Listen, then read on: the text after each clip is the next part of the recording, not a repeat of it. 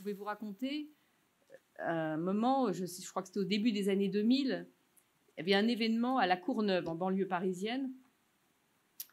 Un petit enfant s'était fait tuer d'une balle perdue. Donc on m'envoie à La Courneuve. Et tout le monde avait une thèse, c'était évident, ça avait même été commencé à être écrit ou dit à la radio.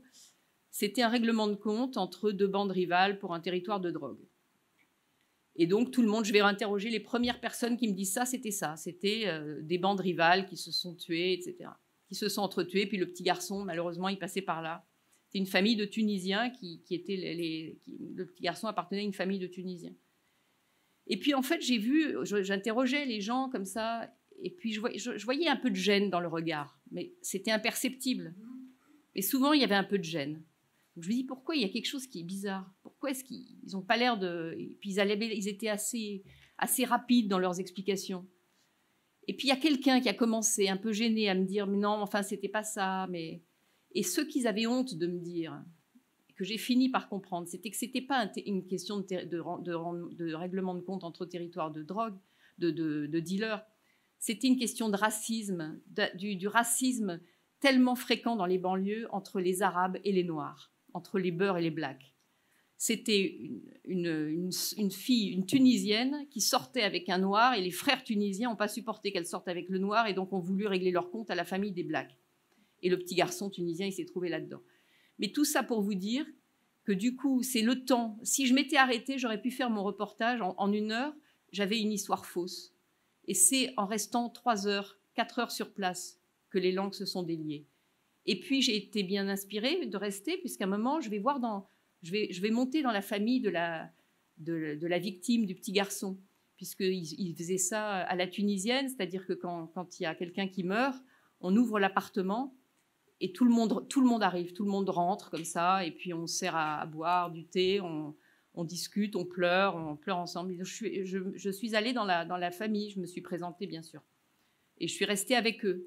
Puis à un moment, j'entends des bruits dans la cour, c'était dans la tour des 4000, la grande cité de La Courneuve, bien sinistre, et donc j'entends dans la cour, j'entends des bruits, un peu d'agitation, on me dit « Ah, il y a le ministre ». Je dis « Quoi, il y a le ministre ?» Il y avait un ministre de l'Intérieur à l'époque qui s'appelait Nicolas Sarkozy. Et Nicolas Sarkozy, évidemment, il avait voulu, comme moi d'ailleurs, rendre visite à la famille. Et alors là, donc, il y avait un peu d'émoi. Et puis, je me dis, ça, c'est marrant, ça, c'est quand même assez génial. J'étais évidemment ravie, journalistiquement, d'assister en direct à l'arrivée de Sarkozy. Et puis, à un moment, il rentre, il y a un peu de désordre, il y avait pas mal de monde. Et puis, on dit, bon... Donc, la famille, vous restez là, et puis les autres, les proches, vous restez là, et puis les autres, vous allez dans la pièce à côté. Il y avait que 2 pièces dans l'appartement. Puis je me suis dit, non, je ne veux pas partir. Donc, je reste. Et puis la famille s'en fiche complètement que je sois là, d'ailleurs, donc je reste. Alors, sans vouloir faire de délit de faciès, je n'avais pas vraiment le look local. Donc, c'était à peu près visible que j'aurais pu être une cousine vraiment très, très éloignée. Et donc, Sarkozy arrive avec un sbire, et puis il serre la main à tout le monde. Il y avait une dizaine de personnes de la famille, et à moi. Et moi, je lui dis « Bonjour, monsieur le ministre ». Mais il ne me demande pas qui je suis, il me regarde un peu bizarrement. Du coup, je m'assieds avec la famille. Et il s'assied comme ça, jambes écartées, comme il savait faire, là, face à eux, et il dit « Bon, je vais vous dire, on va régler ça, moi, je m'en occupe. On va passer ça au Karcher, on va passer la cité des 4000 au Karcher ». Et voilà, j'assistais à un truc incroyable qui a marqué complètement après la campagne de Sarkozy. C'était le mec qui veut passer la cité des 4000 au Karcher. Et j'étais là, il était devant moi. Et alors après, ce qui est drôle, c'est qu'il m'a revu plus tard à une autre réunion où je me suis de nouveau infiltrée. Il a dit, mais vous êtes qui, vous? Voilà, je lui ai dit, je suis journaliste. Et là, il m'a demandé de m'en aller. Mais donc, c'était assez marrant. Donc, pour vous dire que le temps paye. Et puis le temps a payé encore à La Courneuve, parce que du coup, je me suis baladée pendant que le ministre m'avait viré de l'autre pièce où il était, où il donnait un discours devant les parents d'élèves. Et en me promenant, je suis tombée sur une petite dame ordinaire, une habitante de La Courneuve qui faisait ses courses. Et puis je commence à parler avec elle. Puis elle m'invite dans son appartement. Et là, on parle de nouveau 2 heures.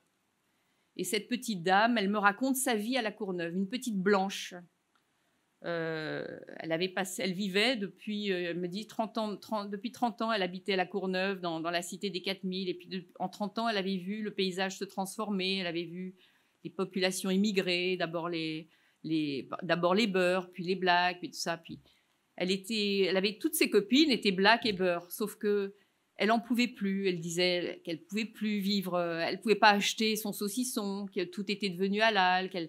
Mais elle était sympa. Elle était sympa, mais elle me disait, voilà, maintenant qu'elle votait Front National et qu'elle n'en pouvait plus. Et donc, j'ai raconté l'histoire de cette petite dame qui m'a d'ailleurs valu d'être encensée par les sites d'extrême droite, à mon grand détriment, parce qu'ils trouvaient ça formidable d'avoir l'exemple d'une petite Française envahie par les immigrants, ce qui n'était évidemment pas le propos, mais c'est un aspect de la réalité, pourquoi le cacher? Donc, pour vous dire que le temps, si je n'avais pas traîné comme j'ai traîné à la Courneuve, je n'aurais pas compris tout ça. J'aurais pu faire